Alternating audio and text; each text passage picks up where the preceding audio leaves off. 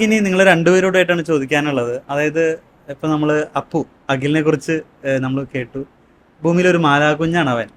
അവനെ പറ്റി പറയാണ്, അവൻ എപ്പോഴും ഞങ്ങളുടെ കൂടെയും ഇപ്പൊ ഉണ്ടാക്കുന്ന സ്റ്റാഫിന്റെ കൂടെ ഒക്കെ ആയിട്ട് സന്തോഷമായിട്ട് അങ്ങനെ കഴിയുന്നു. അവന് ഇവിടമാണ് അവന്റെ വേറെ ഒരിടത്ത് നമ്മൾ പോകുന്ന കാര്യം യാത്ര പോകുന്നൊക്കെ ഇഷ്ടം, പക്ഷെ തിരിച്ച് ഇവിടെ തന്നെ വരണം. ഇവിടമാണ് ഇവന്റെ സ്വർഗം. ഇപ്പം ഒരു കരിയെങ്കിലൊക്കെ പോകും, പിന്നെ പോകും, കപ്പാടൊക്കെ പോകും. ഇപ്പൊ എവിടെ പോയാലും തിരിച്ച് വൈകിട്ട് അവൻ പറയും, ഓരോ മരണത്തെ പറ്റി ആരെങ്കിലൊക്കെ പറയുമ്പോ ഞാൻ മരിച്ചു പോയി, എന്റെ സ്വർഗം ഇവിടെയാ എന്നൊക്കെ പറയൂ.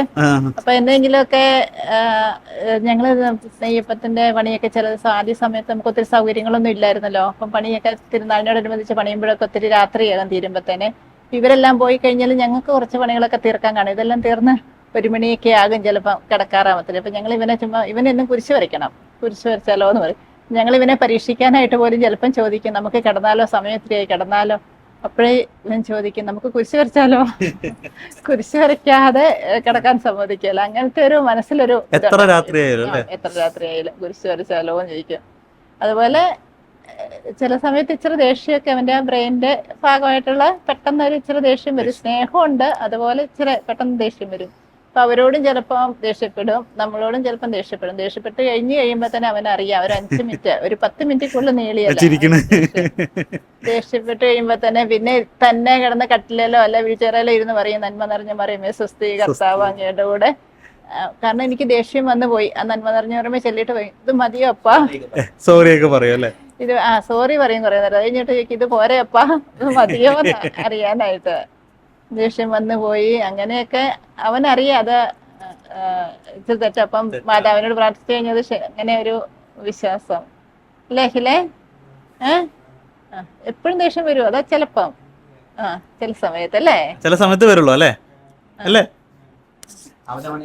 പ്രൊഡക്ഷൻ ഏരിയയില് പ്രൊഡക്ഷനിൽ പോയി ഇരുന്ന് അവരോട്ട് ഒത്തിരി പേര് വർത്താനം പറയും. ചിലപ്പം ചില ദിവസങ്ങളിൽ താല്പര്യമുള്ള കാര്യങ്ങൾ അവർ സംസാരിക്കുന്നെങ്കിൽ ഉച്ചവരെ നീളും. ചിലപ്പോൾ ഷെഡിലേക്ക് ഇറങ്ങിപ്പോകും. അത് ഇഷ്ടമാണെന്ന് തന്നെ അവിടെ ഇറങ്ങിപ്പോയി അവരുടെ കൂട്ടത്തില് വൈകിട്ടേ കയറി പോലും. ഞങ്ങൾ പറയാം വീൽചെയറിൽ ഇരുന്ന് മടക്കുകയല്ലേ, സാരമില്ല കുഴപ്പമില്ല എന്ന് പറഞ്ഞാൽ അവിടെ ഇരിക്കും. ഞാൻ കയറി പോവാ, ഞാൻ ചീത്തയായി പോകുന്ന രീതിയിലാണ് പറയും.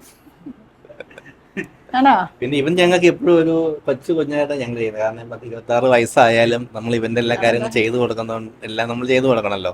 അപ്പൊ നമ്മളെ എപ്പോഴും ഒരു കുഞ്ഞി കൊച്ചായിട്ട് ഞങ്ങൾ എപ്പോഴും വളർത്തുന്നതാണ്. ഞങ്ങൾ പോകുന്നിടത്തെല്ലാം അവനെ കൊണ്ടുപോകും. അവന് യാതൊരു പേടിയെന്ന് വെച്ചാൽ ചെറിയ പിള്ളേരുടെ വിസിലിംഗ് സൗണ്ട് പേടിയാ. പിന്നെ നമ്മളിങ്ങനെ ചുമക്കുവാണെങ്കിൽ ഇത്ര ചമച്ചാൽ അവന് ഞെട്ടും. ഈ സൗണ്ട് ഭയങ്കരമായിട്ട് സൗണ്ട് കേൾക്കുന്നത് അവനൊരു ചെറിയ ബുദ്ധിമുട്ടുണ്ട്. അത് ഇറിറ്റേഷൻ, അത് ഞാൻ ബ്രെയിനിന്റെ കുഴപ്പം കൊണ്ടുള്ളതാണ്. അങ്ങനെയുള്ള ചില ആൾക്കാർ ആദ്യം കാണുമ്പോൾ ഒരു ബുദ്ധിമുട്ടാണ്, പക്ഷെ ഇച്ചിരി കഴിഞ്ഞ് അവരോടെല്ലാം കമ്പനിയാവും. പിള്ളേരുണ്ടെങ്കിലും കുഴപ്പമില്ല. അങ്ങനെ ഒരു ഇതാണ് അവന്. ഈ നമുക്ക് ഇപ്പൊ നിങ്ങളായാലും മറ്റ് ഒരുപാട് കുട്ടികളെ കാണുന്നുണ്ട്, ഒരുപാട് യുവജനങ്ങള് അല്ലെങ്കിൽ എൻ്റെ പ്രായത്തിലുള്ള കുട്ടികൾ ദൈവം ഓടിച്ചാടി നടക്കുന്ന ഒരുപാട്. അപ്പൊ അങ്ങനെ എന്തെങ്കിലുമൊക്കെ സങ്കടമോ വിഷമമൊക്കെ തോന്നിയിട്ടുണ്ടോ? അങ്ങനെ ഒരു സങ്കടം ആദ്യകാലങ്ങളിൽ നമുക്ക് തോന്നിയാണ്. പിന്നീട് നമ്മളിങ്ങനെ ചിന്തിക്കുമ്പം ഇപ്പോൾ ഓരോ കുട്ടിയെന്ന് വെച്ച് കഴിഞ്ഞാൽ ജീവിതത്തിൽ പല രീതികളിലേക്കും ഓരോ കാലഘട്ടം കഴിയുമ്പോൾ മാറിപ്പോയി അവർ സ്വർഗത്തിൽ എത്തിച്ചേരുമെന്ന് മാതാപിതാക്കൾക്കൊന്നും പറയാൻ പറ്റില്ല.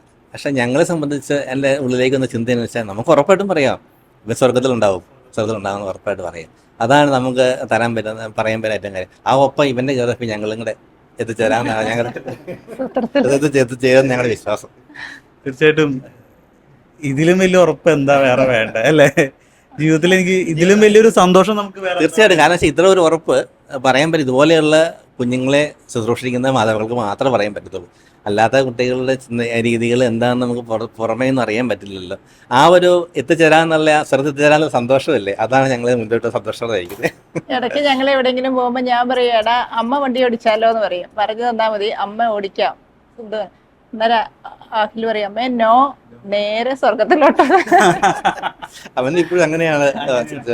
അവൻ സ്വർഗം ഇതാന്ന് അവൻ പറയുന്നത്. എങ്കിലും ആ ഒരു വിശ്വാസം ഉണ്ട് അവൻ എപ്പോഴും ഒരു